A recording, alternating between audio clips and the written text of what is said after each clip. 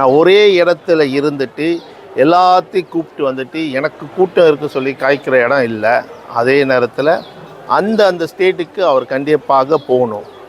அவருக்கு எந்த ஒத்துழைப்பு தேவைப்பட்டால் அது கண்டிப்பாக மயமா சார்பாக நாங்கள் கொடுப்போம். அது எந்த இது கிடையாது. ஒத்துமையாக எல்லாம் சேல் பண்ணி இந்த பிரச்சனைக்கு ஒரு தீர்வு கொண்டு வந்தது தான். உங்கள் வாயிலிருந்து, அதான் இந்து சங்க வாயிலிருந்து இந்த ஒரு வார்த்தை வரக்கூடாது. இந்த தன ஆறாமல் இருக்க கோயிலுக்கு நாங்கள் ஆதரிக்கலை சொல்லிட்டு தவறான வார்த்தை நீங்கள் சொல்கிறீங்க. எந்த கோயிலும் தன ஆறாம் கிடையாது.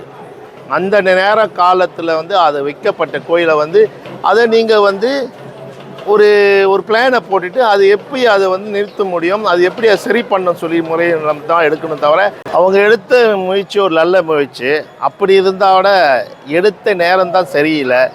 ஏன்னா பல பிரச்சனைகள் நம்ம நாடில் வந்துட்டு இருந்துச்சு. அதாவது அந்த சுபாங் கேஸ் எரியப்பட்ட இடத்துல, அதே நேரத்தில் நாட்டில் இருக்க நம்மளோட நெய்பர்ஸ் நாடுகளில் பல பிரச்சனைகள் இருக்குது. அவர் கொண்டு போன நாள் சரியில்லாமல் நாளாக இருந்தால் அப்படி இருந்தால் பல கூட்டங்கள் வந்திருக்கும். அப்படி இருந்தால் கொண்டு வந்த திட்டம் நல்ல திட்டமாக இருந்தாலும் ஆனால் அவர் சேல் பண்ணுற இடம் ஒரு தவறான இடமா இருக்கும். ஏன்னா என்னை பொறுத்தவரைக்கும் அவர் என்னோட வயசில் பெரியவர்.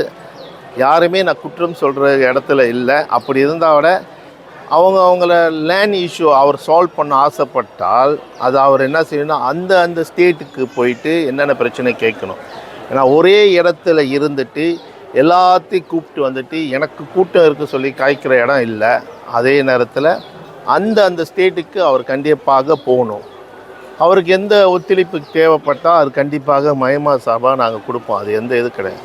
ஒத்துமையாக எல்லாம் சேல் பண்ணி இந்த பிரச்சனைக்கு ஒரு தீர்வு கொண்டு வந்தது தான்.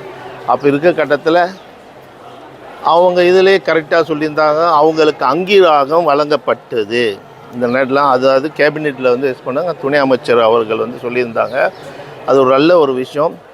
அப்படி இருக்கிற நேரத்தில் அவர் அங்கே போயிட்டு அந்தந்த கோயில்கள் இருக்கிற நேரத்தில் அவர் கண்டிப்பாக அந்த பிரச்சனையை தீர்க்கணும்னு சொல்லி ஒரு வேண்டுகோள். அதே நேரத்தில் அவர் கொடுத்த ஒரு ஸ்டேட்மெண்ட், அதாவது அது முறையாக இந்த தன ஆறாமல் இருக்க கோயில் அது நாங்கள் ஆதரிக்க மாற்றம் சொன்னது அது தவறான ஒரு விஷயம்.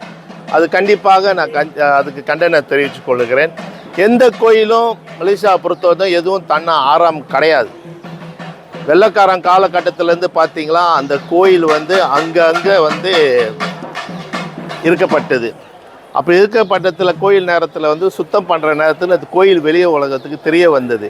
அப்போ தெரிய வந்த கோயிலுங்க அது எப்படி அவங்க தன ஆறாம் சொல்லி ஒரு விஷயத்தை சொல்ல முடியும். அப்படி இருக்க விஷயத்தில் அதே நேரத்தில் அதனால் தயவு செஞ்சு அவர் ஒரு இந்து சங்கத்தோட தலைவர் அவர்கள் உங்கள் வாயிலிருந்து எந்த காலத்துக்கட்டுக்கு இந்த தன்ன ஆறாம் வார்த்தை வரக்கூடாது. ஏன்னா எந்த கோயிலும் மலேசியா பொறுத்தவரை எதுவும் தன்ன ஆறாமில் கிடையாது. அந்த நேரத்தில் நம்ம பிரிட்டிஷ் காலகட்டத்தில் வந்திருக்கு. அப்படி பார்க்க போனால் சுதந்திரம் வந்துச்சு. அது முடிஞ்சோடனே பிரிட்டிஷ் காலகட்டத்தில் இருக்க கோயிலுகள் அப்போயே இருக்குது. அப்போ இருக்க கோயிலுங்களுக்கு எது வந்தது, தனா மலேசியா வந்துச்சா இல்லை தனா பிரிட்டிஷ் வந்துருச்சா? இது கேள்விகள் கேட்டுட்டு போனால் நாளைக்கு பிரச்சனை நம்மளுக்குள்ளே வரும். அதனால் அந்த பிரச்சனையை கேட்குக்காக நான் இது பண்ணல. பட் உங்கள் வாயிலிருந்து, அதான் இந்து சங்க வாயிலிருந்து இந்த ஒரு வார்த்தை வரக்கூடாது. இந்த தன ஆறாமல் இருக்க கோயிலுக்கு நாங்கள் ஆதரிக்கலை சொல்லிட்டு தவறான வார்த்தை நீங்கள் சொல்கிறீங்க. எந்த கோயிலும் தன ஆறாம் கிடையாது.